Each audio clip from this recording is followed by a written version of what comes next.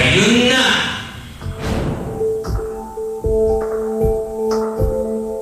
Sa blotter ng Police Community Precinct sa Fort Bonifacio, attempted rape ang inireklamo ni Denise laban kay Vong.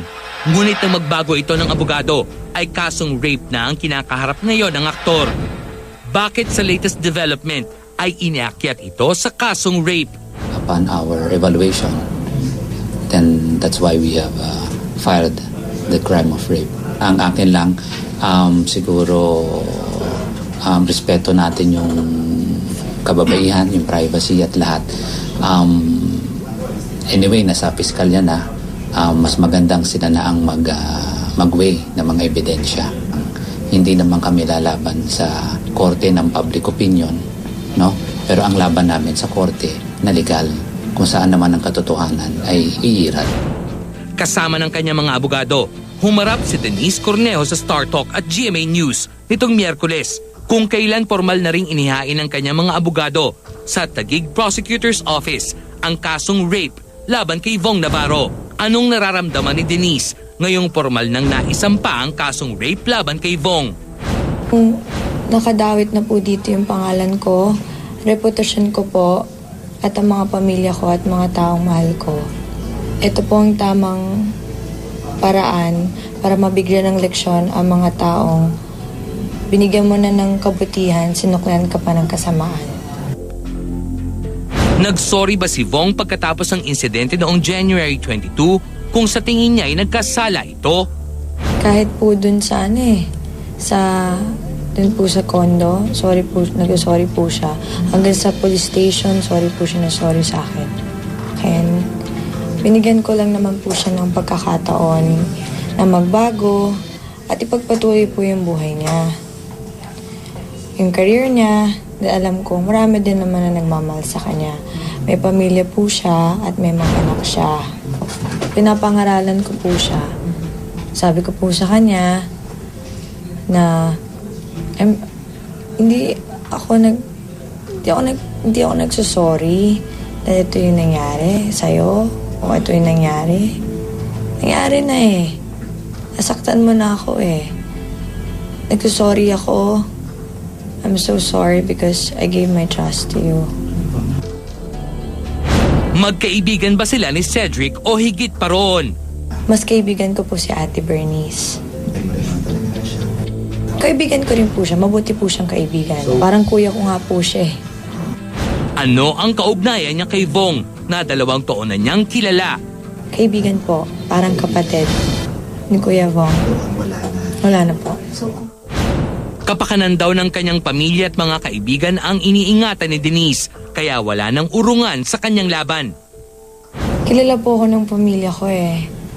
Mga taong kilalang kilala po ako. As much as possible, ayoko po silang madamay dito. Alam ko pong nasasaktan sila, nalulungkot po sila. Pero kilala po nila ako na pag sinabi ko pong kung ano yung katotohanan, yun ang katotohanan. Still in school, marami pa raw pangarap si Denise.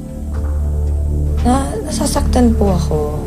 Nakasalalay po dito. Hindi rin naman po trabaho ko, eskwelahan ko, pamilya ko. Reputasyon ko po dito, nakasalalay. May mga goals ako na gusto kong gawin. Pero if this is God's will, God's way, para ipakita sa buong Pilipinas o sa maraming tao kung gaano kalakas akong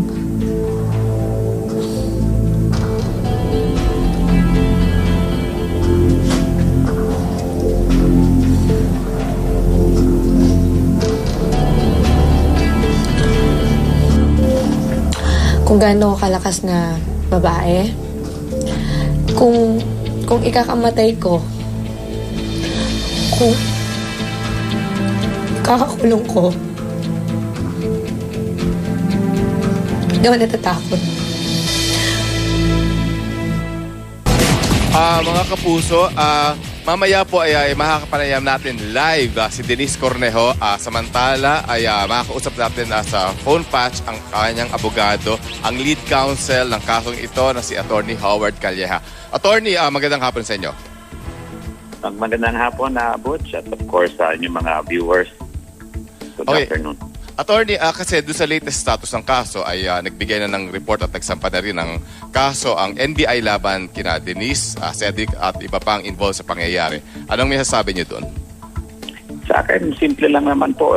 Nasa korte na po ito, nasa fiscal's office. Lalabanan po ng aking mga kliyente ito ng buong buo at hindi po sila natatakot kasi nasa kanila naman po yung katotohanan. Siguro hinihingi rin namin sa mga manonood, sa ating mga televiewers, sa ating publiko na lahat naman ito ay may dalawang panig. Kahit naman mas maingay yung kabilang panig sa media, hindi naman ibig sabihin nasa kanila ang katotohanan. Ang katotohanan ay hindi naman nagdadawit yan sa trial by publicity, pero nagagamit yan sa trial court, sa legal processes. Pero, Attorney, we will try this in the criminal procedures, not in the court of public opinion.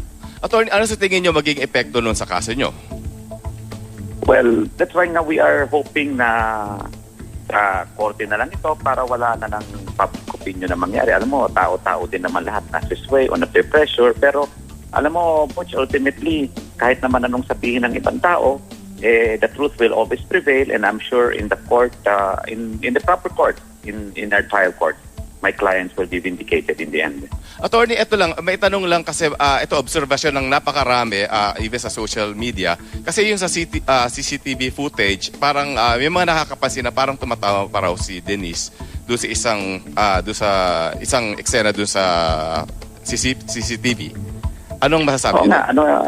Simple lang naman yung Butch, ano? This is not the first case that we handled in our office. I have talked and come across a lot of rape victims. We have handled for or against. And iba-iba ang reaction ng mga tao.